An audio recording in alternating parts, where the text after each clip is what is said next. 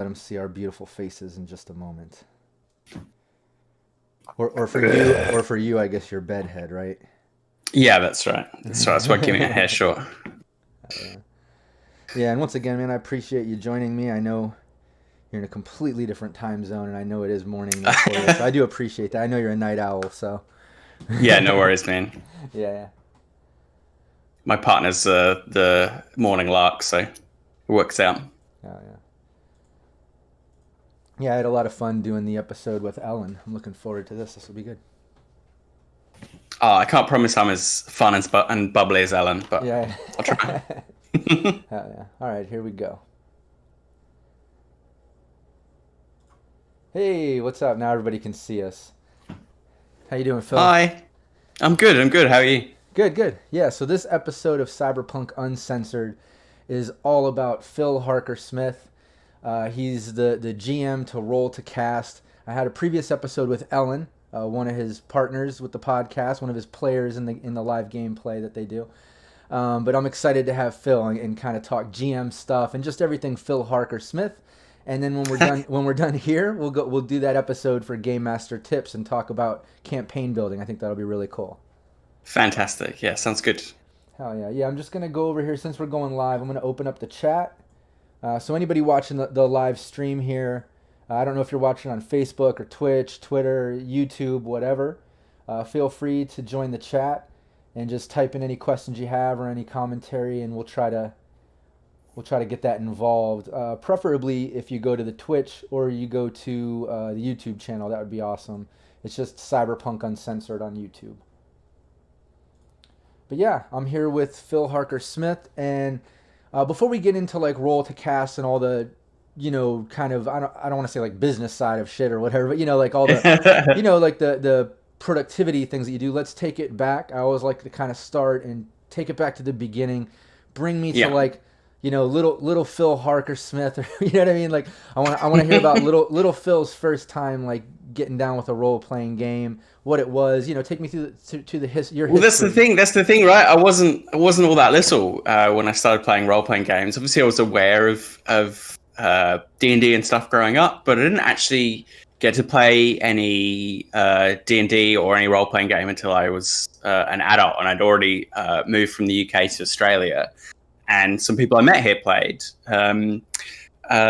But I didn't really have a group or anything, and I was interested. So I actually joined a game at a store. So, your friendly neighborhood gaming store. And I joined this game of, I think it was 4th Ed D&D back then. Now, wait a minute. So you joined one at a store, you said. So you weren't, was this prior to, social media and stuff like that? Or were you just kind of keeping it local? Or why did... because like for instance, when I talk about first gaming and I take it back, I'm always like, yeah, when I was a kid, if you wanted to play, it was either someone you knew at school or like at the local shop, because this was before, MySpace and Facebook and all the social media sites started. Social media was definitely a thing, but I think stuff like Roll20 and the remote playing, it certainly wasn't on my radar. I hadn't heard of it before. Yeah, I think those are definitely much newer. Yeah.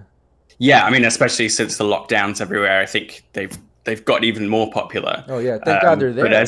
Yeah, that's right. That's awesome. right. But I think they grew in tandem with D&D getting mainstreamed by things like Stranger Things, and people were like looking for more opportunities to play.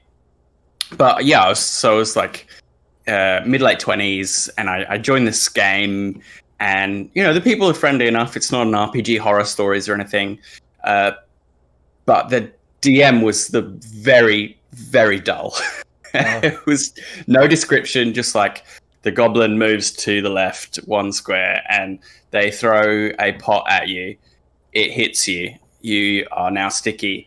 And it's like, yeah. And I was immediately like, I could make this so much more exciting and descriptive and interesting. Yeah, and that's where you're like, please, at least more adjectives, please. Like, that's right. A little bit, So I saw the potential of it, and it was one of those situations where seeing someone do it sort of one way made me want to do it better myself. So that's sort of my inspiration to get into DMing.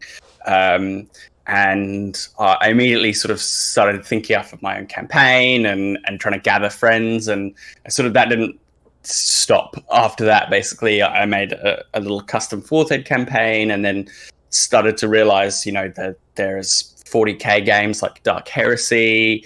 I played a bit of Mage and Vampire and Changeling, and it all just sort of opened up in my 20s, my late 20s.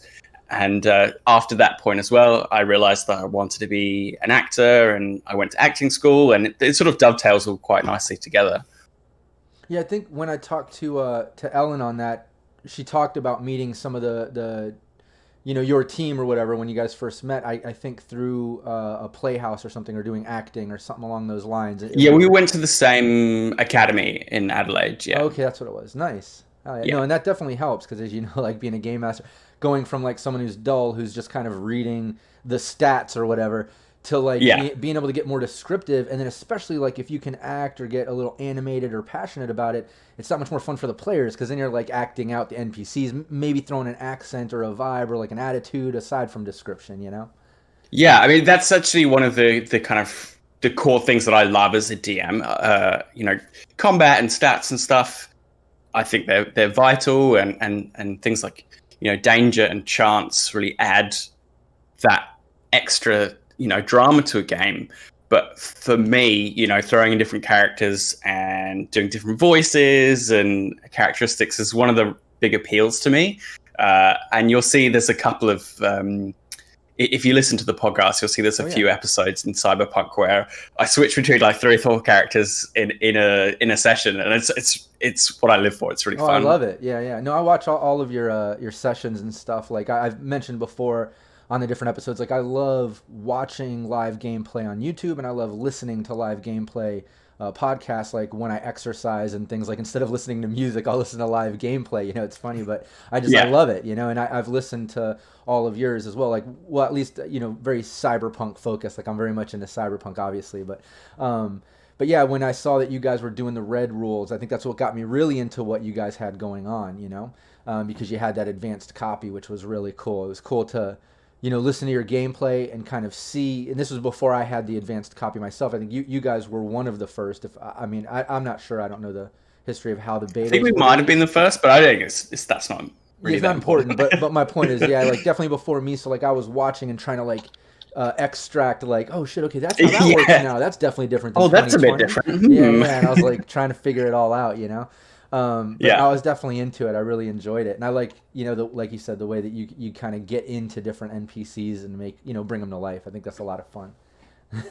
But what did you how did you end up getting into Cyberpunk? Was it just through you said you've over the course of when you got into role playing games, it sounds like you've dabbled in a bunch of different ones, and I know like with your podcast you're doing a lot, but how did you get to the point of Cyberpunk and getting RED and kind of doing that right now? Well, we were looking at starting a new series. We were looking at doing something role-playing game-based, because we're actors and theatre makers, and we wanted something that played to those skills. And I think Ellen touched on this before. We were not really big on playing D&D.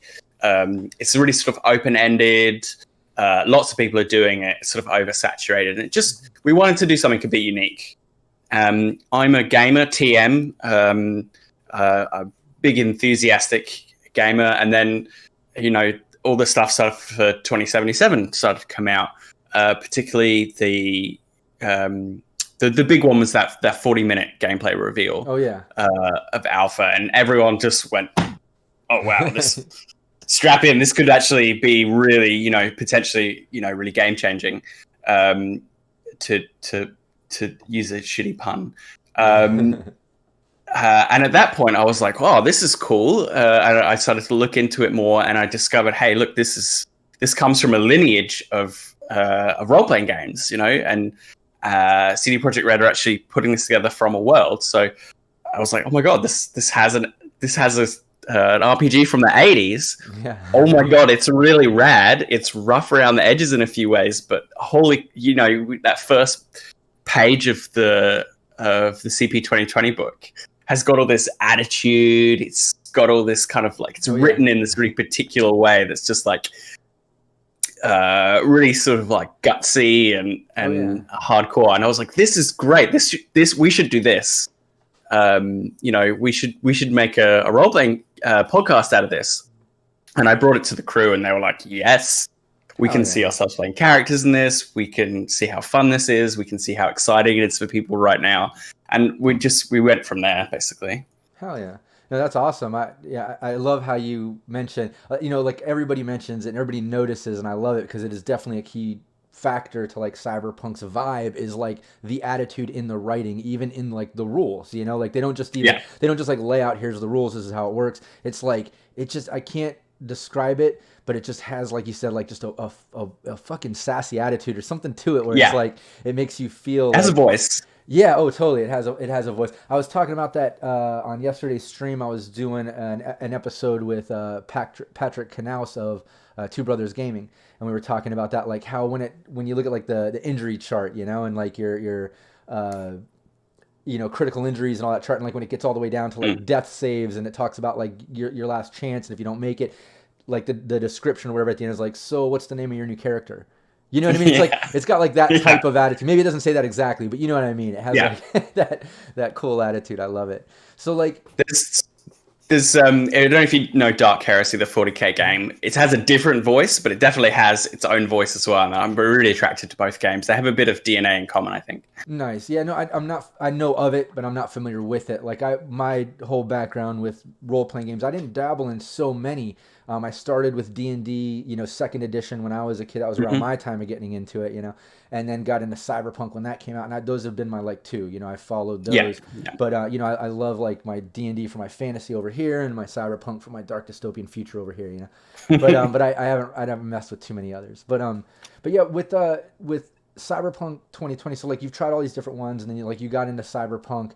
And then obviously like, and I totally agree. I think you are right. Me and Ellen talked about the fact that like when you were doing the podcast and you started Roll to Cast, how the scene is just saturated with D&D, and there's not a lot of coverage of a lot of the other ones, and especially like Cyberpunk with all the hype coming up. It's like, man, there needs to be more of a push for it, So I can totally see filling a gap, and that's cool as hell. I mean, that's why I got into you guys, But when you did all that, was it pushing it, the live gameplay on the podcast and all that kind of got you on the radar to get the beta Red from Artal Soin and kind of get into the full Red play? Yeah, so we got a lot of support from RTG when we put out our 2020 game, Going Mainstream. Particularly Jay Gray was really, really supportive and was like a big fan and said, I don't normally, but I've shown some of this to Mike and some of the creators, and he was just really, really supportive. And through those conversations, as Red was coming up and we were expressing our excitement, that was when the sort of the discussion and negotiation for getting an early look at Red came about, because they were just really happy with what we'd done for 2020, and we were like, give us a shot, we'll make something really special for Red, and I hope we're doing that. We're about halfway through the season right now. Hell yeah. Yeah, and anybody watching, I'll put the links in the description so you can kind of check out their podcast and see what they're doing. But as you see in the logo there above them, it's Roll to Cast, and it's Roll ROLE, not roll like rolling dice. It's Roll to Cast. But yeah, look that up, check it out. Like I said, the link will be there. But yeah, I love the gameplay. Like I said, I've been watching it. I see everything that you're doing with, getting into Red, and now like you've got it. And I know like we can't talk about the details. I've got the beta myself. I stream it, like, I'm part of that community now. I'm lucky enough, to get in on like the last round. I was like begging to be involved, but what, going from 2020 to Red, what have been some of like, I don't know, your favorite changes or whatever? Or what do you like the most about Red? I think the definitely the headline change for me, the biggest one, is the way roles are handled and the role abilities are handled. I think it's the most exciting part. I think it's the most fleshed out from 2020 to Red. There are a bunch of good tweaks and changes and system updates, but that's the biggest overhaul. Closely followed by net running, which I think is super exciting. I based almost my whole campaign around it. It's sort of a big part of the story in our Red campaign, because we have a net runner. I sort of made them the protagonist, which is something you can kind of do when you write a podcast. But yeah, the role abilities and how there's like options within each one, mechanics that are unique to every class. You know, a corpo in 2020 is just like, oh yeah, I'm a corpo, and you know, that's I have an ability I can roll every so often, and we can sort of interpret what that means. Right. And then you look at 2020, and you've got, here are 5 different types of employees you can have. In RED, Here are some stat blocks you can roll for your employees. If you get level 3 corpo, you get a condo, or, you know, for example, you know, here are the mechanics for loyalty. You know, if you fail to praise your employees this session, you know, their loyalty starts to drop. You know, and it really gives the players not only options but indications of like, what's the fun stuff with this role? And the fun stuff with the corpo role is having a team of employees and having to keep them sweet, you know? And I just think it's so...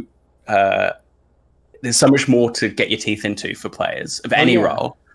Oh, yeah. No, I love it. I think that's one of my favorite parts, too. I mean, obviously, like, you know, the more streamlined net running and all that, it's great. It makes it so part of the team now and the way it works. I don't know. It's just really cool.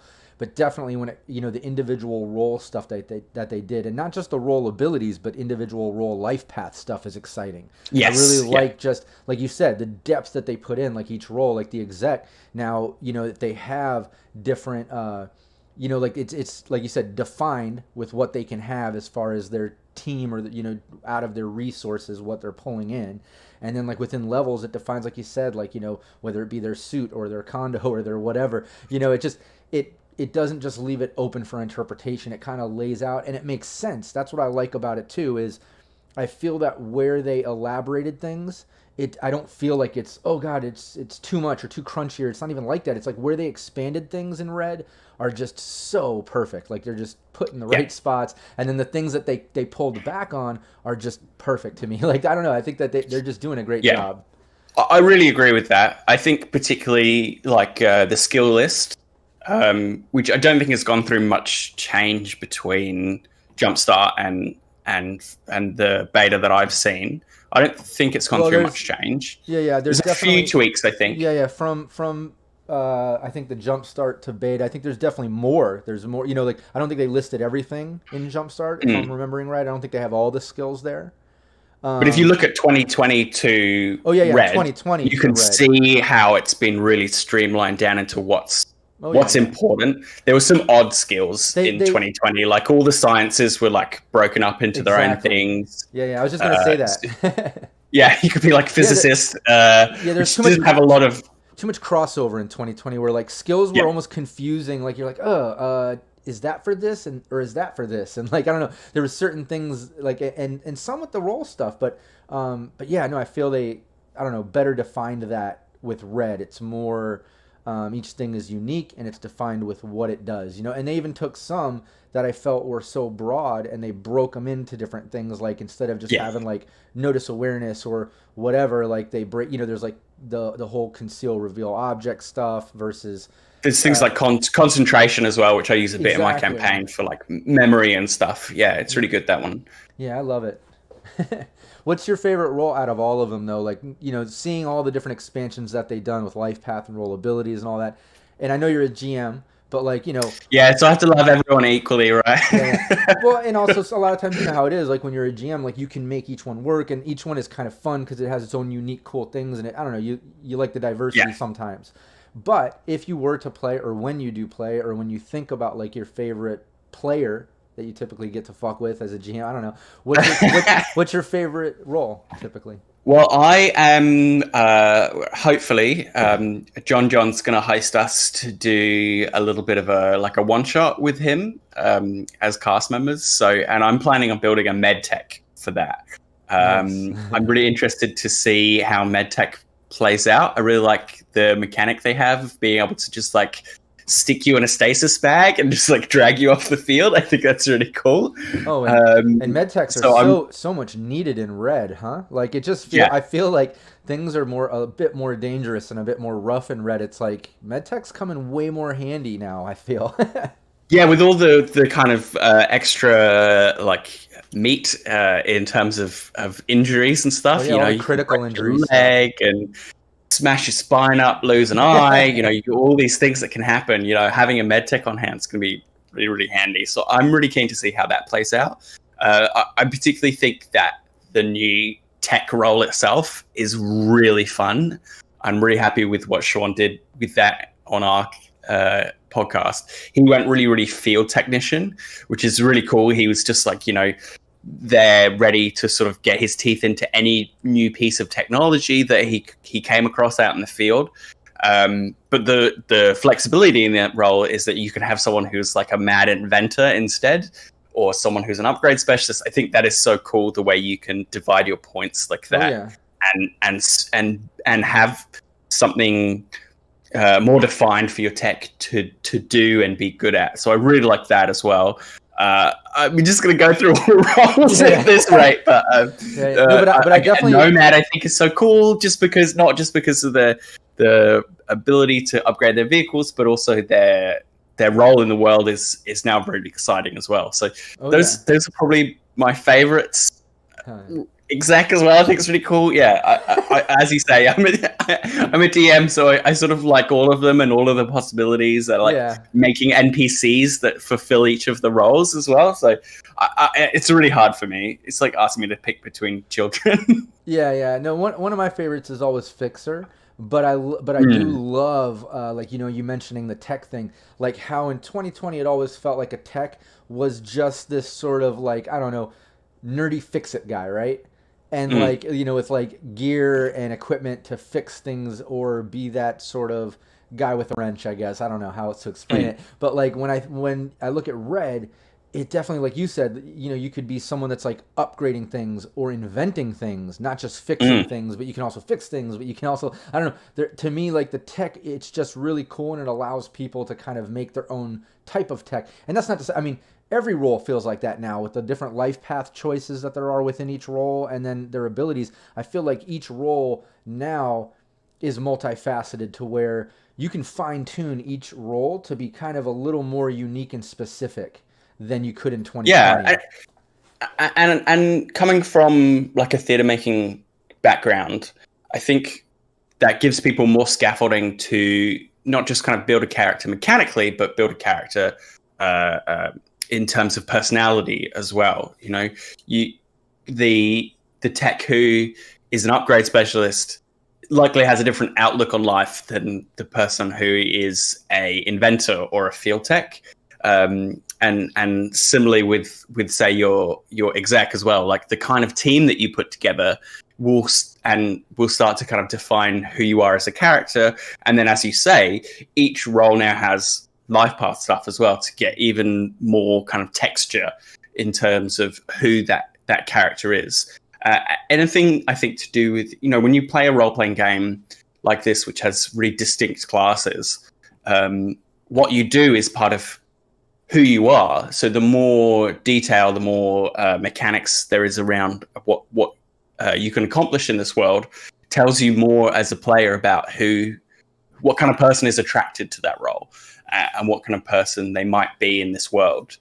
Yeah. No, and it's also cool to see how they develop the character. I was talking to on the previous episode about you know, how compared to other role playing games, and you know, you probably see this being that you've played so many others too, but how instead of just kind of like leveling up, boom, you get all these, level up, boom, you get access to all this coolness, you know, and it keeps going like that, whatever. That's fine. That's one way. It's very D&D style, you know, and I can appreciate that for that. It's very gaming. It's fine. Yeah. But I do feel that like Cyberpunk is more like, you know, you're earning as you there's no like boom, boom. It's kind of like you're just earning as you go, and it kind of fluctuates based on what you're doing, the speed at which you earn things, and especially now with the new IP chart, the way Red does it. But like, you know, you're kind of growing, and then the player designates kind of where those points are going with, I feel, a lot more options comparatively to like, say, D&D or other ones where, yeah, maybe when you level up, they're like, okay, now you get an extra point. You can either choose from this or this, you know. But I feel like with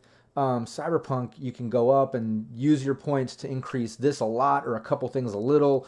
And I don't know, it's just kind of cool to see how players, you know, one, create their character and make it unique using that life path and roles, and make each thing, I don't know, just different than the standard. and then how Yeah. as they grow and develop, how they put their experience and things in and make that character come to life. I really like that about Cyberpunk. Yeah, there's this great thing where they've, at least in the beta I've seen, they have 3 character generation methods, really, really fast and dirty. You just pick a stat block basically, and it gives you your skills and your gear and everything. You just go, and then you've got your one with a few more options, sort of edge runner option, which is a template, but you can pick and choose here and there, and then you completely skills agnostic one where you just pick everything ad hoc as you like. And I think that is so exciting for players. As you say, it's not just like, oh, I am this class, so everything in this class goes up by 1. You can, if you wanted to, you can be a tech who knows absolutely nothing about guns. Like, you've never taken apart a gun ever. You have 0 skill in it, apart from your base technique, so that, you sort of like, well, I know things. I could pull this apart in intuition, but you might know everything there is to know about vehicles. Say, you can push and pull, or you might be an amazing conversationalist. You just, going against the type of being like a fix-it nerd. You're actually really suave and cool and persuasive. They've really sort of unleashed players if they go for the full the full charge end rules. Yeah. And similarly, as you say, with leveling up, everything is incremental, and your development is totally in your hands. And it plays much more into this tension that Red has, Cyberpunk in general has, with it being a sort of a game, yes, and it has to be fun to play, but also it being a bit more grounded and gritty and realistic. Yeah. I think that tension's handled really well in Red. Oh, big time. Yeah, no, I love it. In the way that they have that balance. But like you were just saying about the IP, one thing I love about it is it's not just, earning points based on like, you defeat certain enemies and get so many experience points from them, and you're adding them up and okay, cool, now I make it to the next level. It's like, and especially with Red, with the new kind of IP chart, whether they complete a campaign or just a session part of that campaign depends on how you use the chart, but players can get rewarded for being like, the combat hero, or the most persuasive and sneaky puzzle solver, or, not even as character, but as a player. They did a really good job role playing. They got into character. They used, they made decisions based on the character, and you can reward them that way. And I love, I don't know, the diversity within that system, because to me, like you said, it feels real. It feels organic to me. Like you're really honestly growing as a person or whatever, learning life experiences, and you're growing. I don't know. It seems more more fluid and real. Yeah, it's also the creators showing that they know what makes a session fun. They know, and putting in feedback into the game to encourage good play and multi-dimensional play, because some people will be really good role players. Some people will min-max their characters to be combat monsters, and both are valid, both are worth rewarding. And you can just tell that the guys at RTG, they play a lot. And they know what makes role-playing games fun.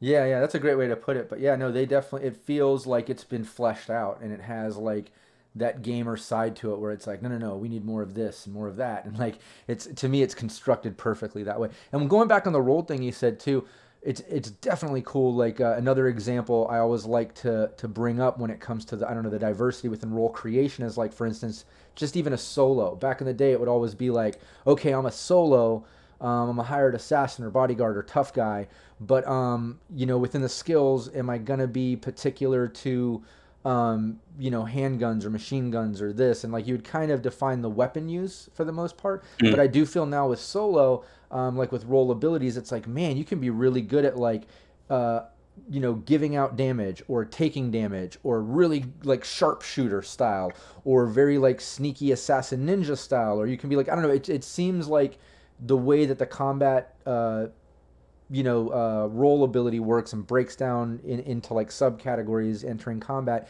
in combination with all the skills, it gives especially solos more diversity than I've seen before, which I think was really needed. Definitely. Because up till then, solo was always just kind of like the tank with a gun.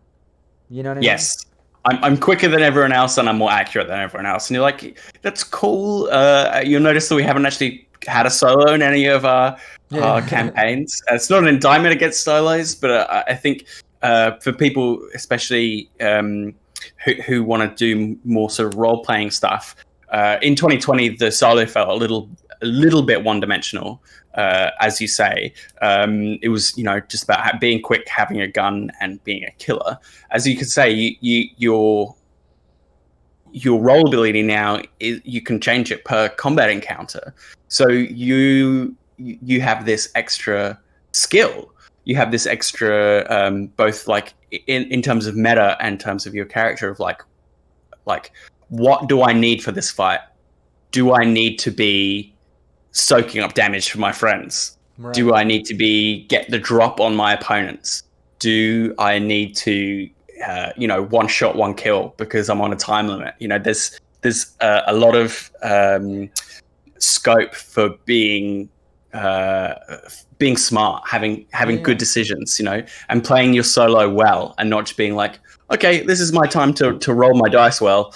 I win the combat, Yeah, exactly. I got the gun. Everyone move out of the way. I'm going to do the fighting now. Everyone back up. You said, now I feel like it's more like chess. Like you're entering a combat and you're like, okay, there's a bunch of fucking people, so let me try to be more like this. Or, okay, there's one real tough guy. Let me try to be more like this. And, like, you can kind of enter each situation a little differently and kind of drop those points tactfully to make that, I don't know, the best it could be for you. And I love that. I think it's really cool. Yeah. And as a DM, I like to make sure that combat doesn't happen just for the sake of it. You try to make a kind of a stake. Are we trying to get in and out fast, steal something, before backup arrives? Are we trying to escape a dangerous situation? Are we, is it a vendetta, an assassination? There should always be a extra reason to be fighting if you can thread one in there. And having those options in combat make that even more exciting, I think. Oh, yeah. Hell yeah. So why don't we talk a little bit more about Roll to Cast? Just kind of fill me in on what you're doing with it now. Like, I know we already kind of mentioned it lightly about it, but you're getting into, you're in the middle of your Red campaign. You're going to be going and taking the team over to play with John, which is awesome. I'm a big fan of John. And but yeah, back to Roll to Cast. Let's talk a little bit more about that. Start with the history of it a little bit more in detail and up to where you are, and then what you're planning on doing with it. Yeah.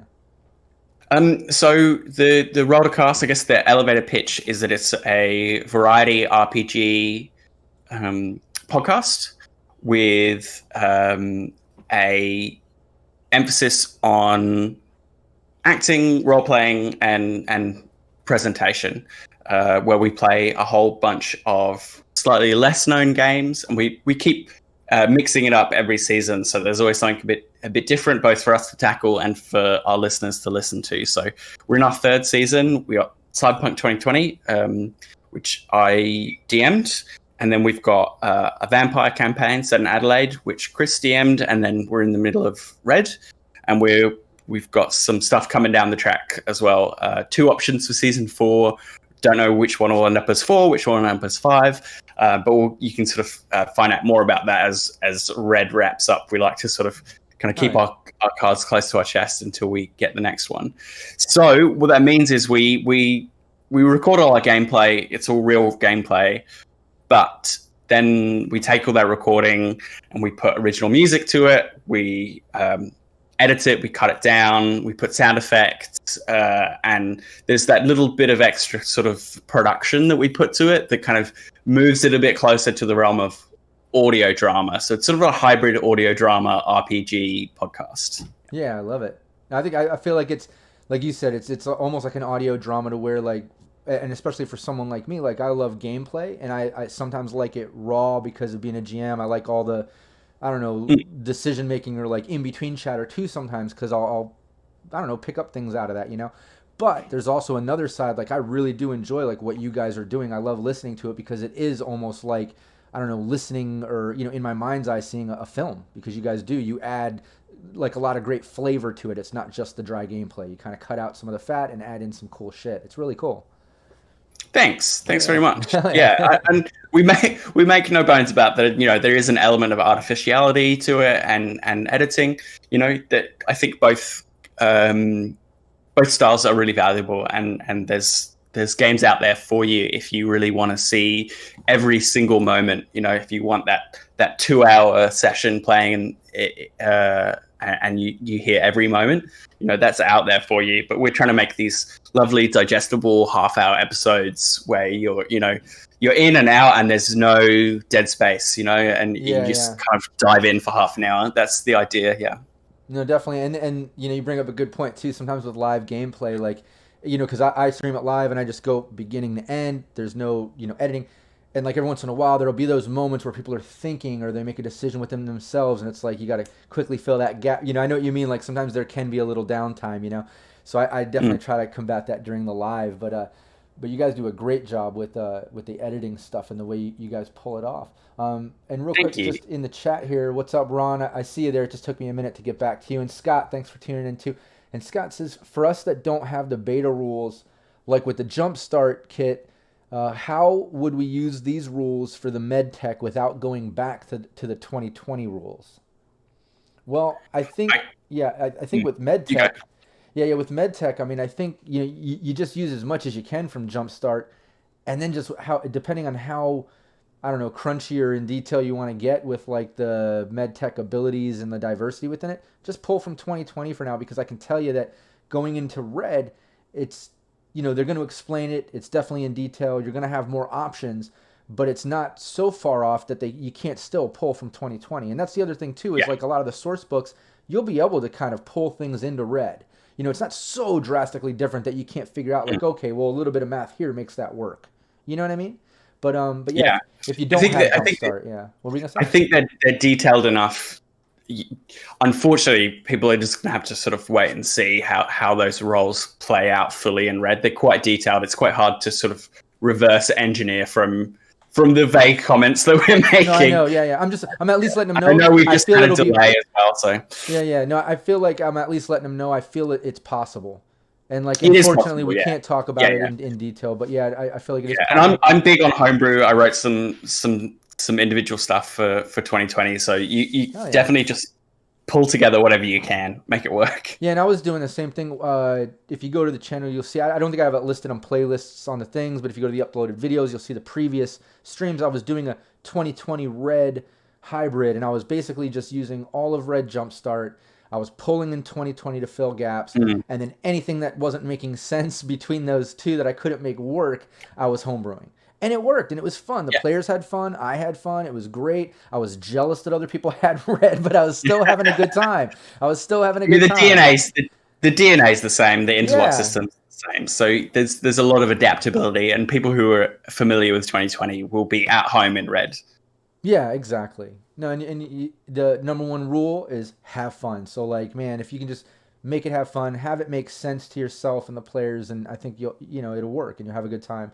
And then eventually, Red will be out to public. I know there was another little delay, but it will eventually be out, and everyone's gonna fucking love it, and everything will be cool then. You know what I mean? Yeah, but, I really like how open RTG are being about the reasons for it and the timelines for it. I think it's really great of them to communicate in the way that they have. I think it's awesome. Yeah, no, I'm with you on that. I feel I'm one of the people, and it's not just because like I have Red beta. I know it's easy for people might think it's easy for us just to say that because we get a little taste of it. And believe me, the Red beta doesn't have everything in it. There's a lot of C page XXX, and it's not there. We just have. And it's the core. There's no extra lore. Like the beta I have is the same. The lore is all pulled from the Jumpstart kit. And that is something that's going to be extremely exciting. That we as creators, we haven't actually had a look at. We're waiting for that stuff as well. And if you look at the latest message they sent out, one of the reasons for the delay is they added a ton of extra lore, especially to link it up to 2077. And I can't wait for that stuff. Exactly. I am just shaken with anticipation, waiting for that extra lore stuff. Because as a campaign writer, that is the stuff that is inspiring. That is the stuff that you go, oh, okay, this is going to be the heart of a campaign, or I can include this as a side thing. That is I really think it's gonna be worth waiting for. Yeah, most definitely. And what I was getting at a second ago too, that I want to make a good point of is like, even though it might seem like it's easy for me to just say like, wait, it's going to be good. They have more delays, but we understand. Hell, before I had Red Beta, I was like that. Even when I was jealous seeing a couple others like you guys, have Red Beta, I'm like, I want that, and I'm trying to extract rules. But I was still like into playing the 2020 hybrid. Like you said, it's still the same, beast or whatever. Like just get on it and do it. But I was still at that point like appreciative of our Talsorian taking their time. I really liked the fact that they want to make sure the lore matches up with whatever 2077 is putting out. That way from 2020 through Red up to 2077, it fucking makes sense and it feels like a real world. And whether you're playing the video game or the tabletop, it all just kind of makes sense. And because of that, it's so much more immersive and so much more real and rich in depth. And like even when I didn't have it, even though like I wanted it to be out, anytime there would be a delay, I'd be like, damn it. I was still like, but yeah, guys, no, if you in my head, I'm like, if you guys need to change something to make it better, do it, because like the end result, like you're gonna love it that much more, Yeah, and it's a similar philosophy they're taking into developing 2077. Obviously, that's been delayed a couple of times, and they're like, we want to polish it, we want to make it good.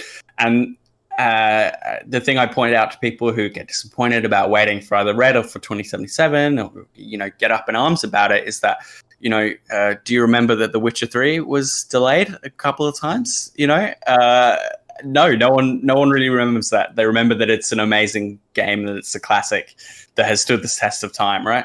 And I think the same thing will happen about 2077 if it's as good as we all hope.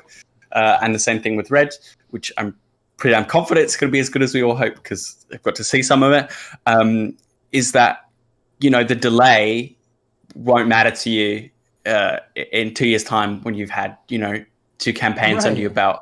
You'll just remember that it's fun and it's a great thing, and you appreciate that they took the extra time on it.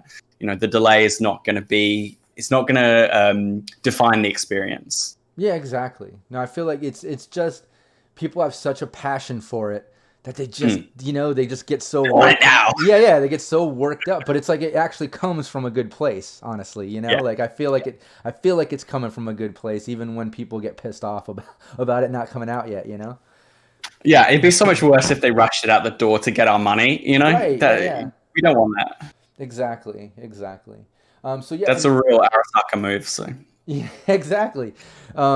But one thing I forgot to bring up, because you mentioned like the video game and then seeing the tabletop or getting into what was happening with Red and everything. So are you into video games, or were you prior, more into video games before tabletop role playing is before you got into that? And was it that fully brought the attention to the tabletop? Yeah, so I have been really into games like my whole life. We had a Commodore 64, we had a BBC in our house. I had an Acorn PC, which I played this like dogfighting game. It was like the first 3D game I think I ever played. So it was pretty cool. And then we had a Game Boy and a Mega Drive. So, I've sort of I have three brothers, and they've all sort of put it aside as they grew up, and I never did. So I love games as a medium, as an art form, whether it's just bumming around or playing something very mechanical like Tetris, or it's a giant immersive world like Witcher or something like that. So for me, sort of games are a day-to-day fabric of who I am. And the stories they tell have been really, really meaningful and important to me. So definitely sort of gaming is part of me and my identity. And then the excitement of 2077 sort of dovetailed into my growing love of not just role-playing games, but being a DM as well. And I was like, I want to tell a story in this world. And I think those things come together really well. You have RPGs, on the computer, where you have the opportunity to sort of change how you tackle the challenges, but the story is largely the same.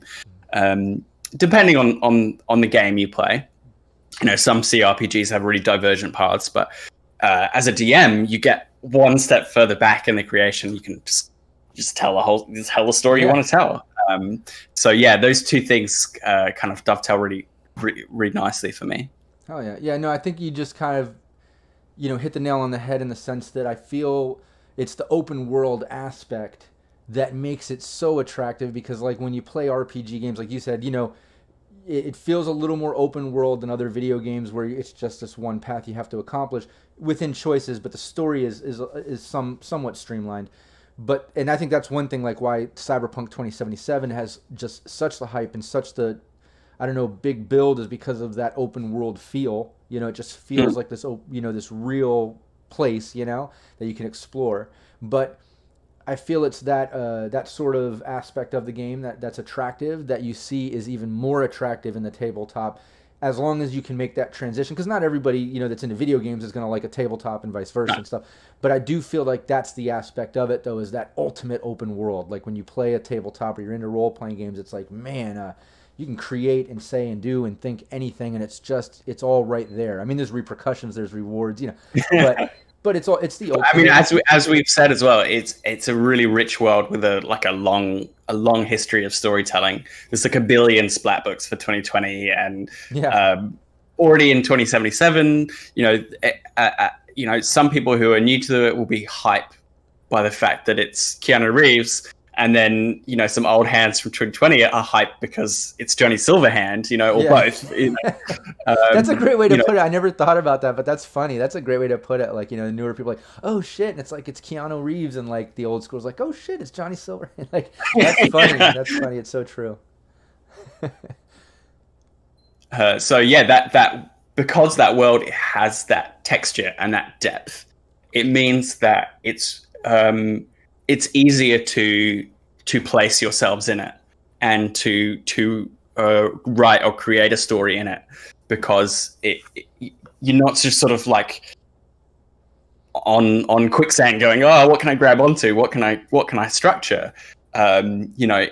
There's so many nooks and crannies in the world where you can go, oh, that's an interesting alleyway. Let's explore that narrative. Let's do a team of a trauma team game.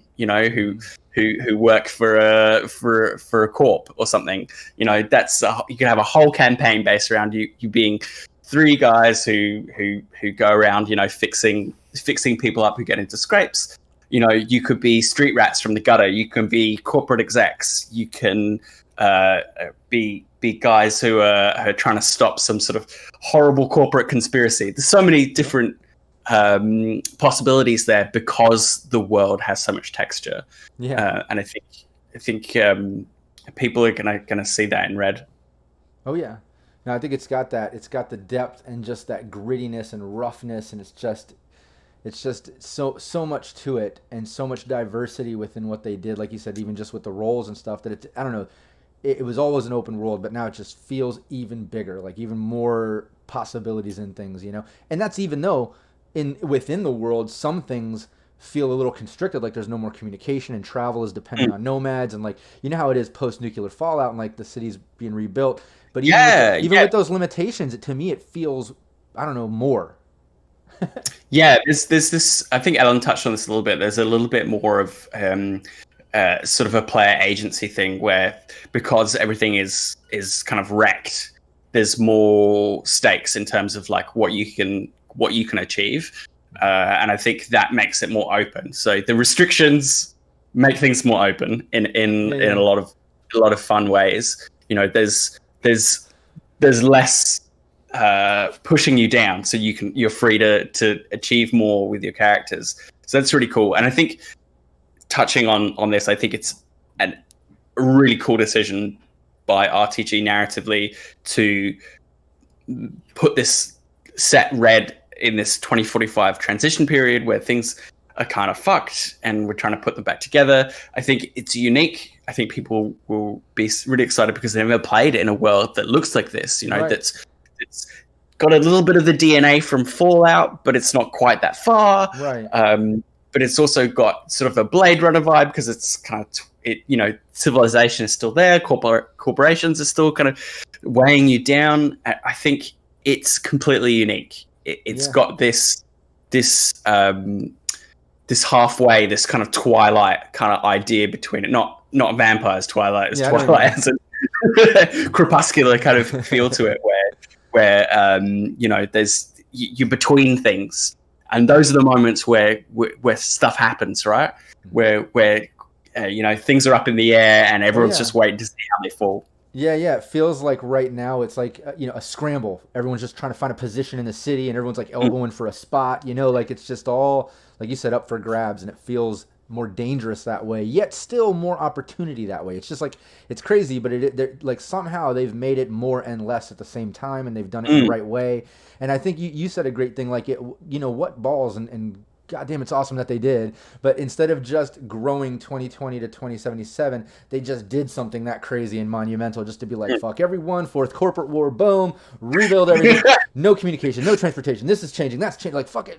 Half the city's flooded. The place is irradiated. What are you going to do? It feels more real that way because, I mean, look at real life. Like, I'm here in LA and goddamn, the skies are red from up. I know, right? Like, shit happens like that, So... Yeah, it's getting closer and closer to reality all the time. And if I can use this point to like jump off and talk more about my show, I wanted to find a slot for my players and for my campaign in this world in Chaos. And I sort of, what I came up with in the end was this sort of turbo squatters, these anarchists who took over a piece of the old infrastructure of the world, a skyscraper that was abandoned, and said, well, this is our home now. This is our pocket of the world, and we're going to make it run the way we want it to run. And that's, the scale on which you can build things, because things are up in the air, because there's no one telling you what you can and can't do. Well, I was like, well, if I was in this world, I'd try and build my utopia, and that's what these guys have done. They've gone, this is our society, this is our new world, so we're going to carve out a piece of it, and that, I think, is the beauty of the possibilities they've set before people. Is that scope? You can do what you want. Hell yeah, no, exactly. I think it's very open. And real quick from the chat, what's up, John? John says, love you guys. Can't wait to listen to this later. Hey, John. Yeah, and John, definitely listen to the previous episode I did with Patrick and this one. We definitely give you some shout-outs and some props throughout, man. It's all one big Cyberpunk family.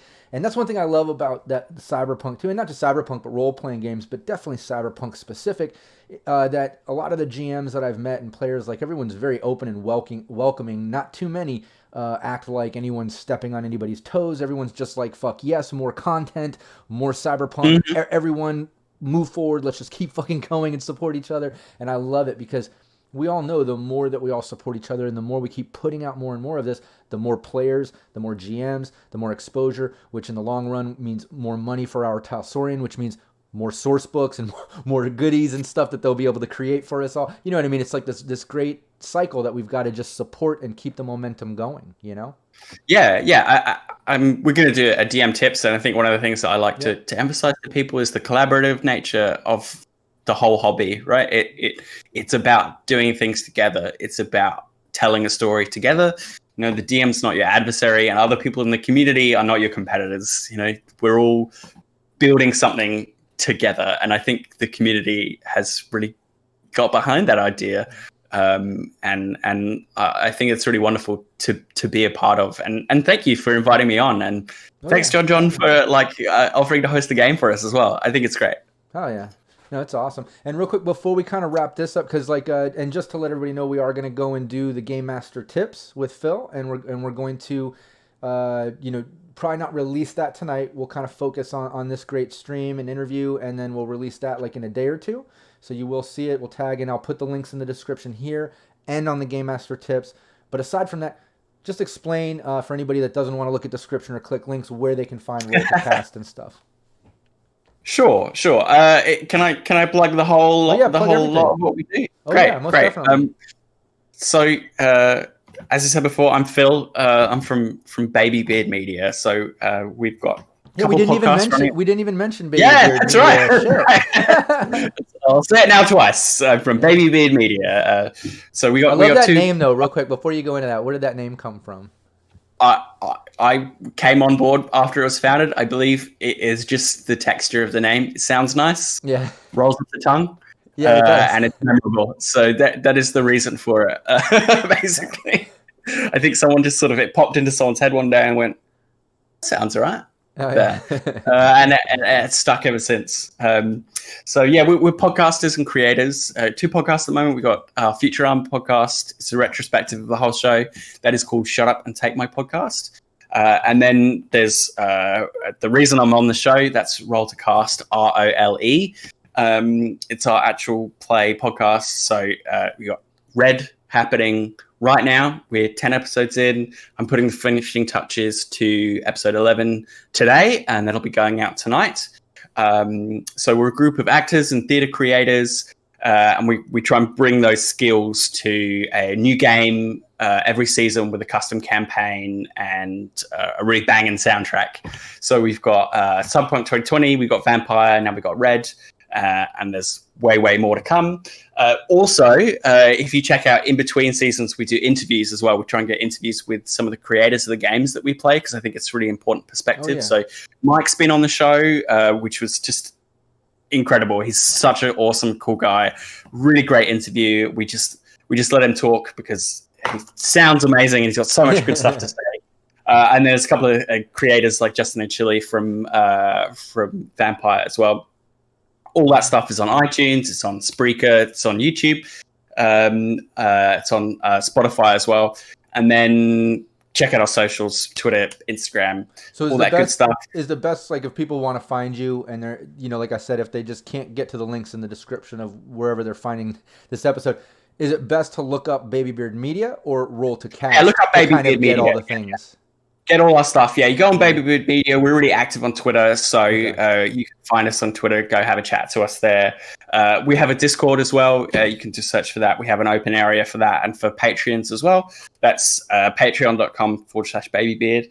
And we're just dipping our toes into some Let's Play stuff at the moment. We're playing Codewords of New York and some vampire stuff, getting ready for the new Bloodlines game. So check out our YouTube content for that as well.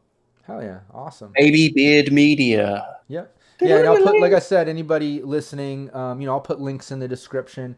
It'll just take me a little while. This is live, so I've got to kind of wait till everything updates. I'll get it in there. We'll start sharing.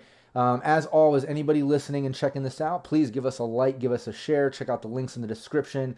We do this shit because we love it, and we love Cyberpunk and role-playing games, but it is so much better when we have your love and support back. So, give us a share and a like and all that good stuff. Definitely look up Baby Beard Media and Roll to Cast. Show Phil and his team some love. And any last words? Anything else that we didn't get to mention? Any last words? Yeah, I think coming for you. No. I'm about to stop the stream. Please look after yourselves. It's a dangerous, chaotic world out there.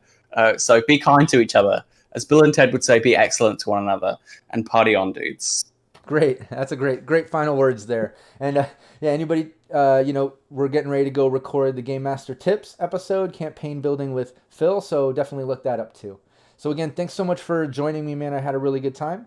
And my pleasure. Thanks for having me on. Yeah. We'll get to the Game Master Tips episode, and we'll talk about some other future stuff. Hopefully, we'll just do more collaborative, fun stuff involving role-playing games. Always happy to be here. Always happy. Hell yeah. Awesome. Well, take care, man, and everybody checking us out and tuning in. Y'all take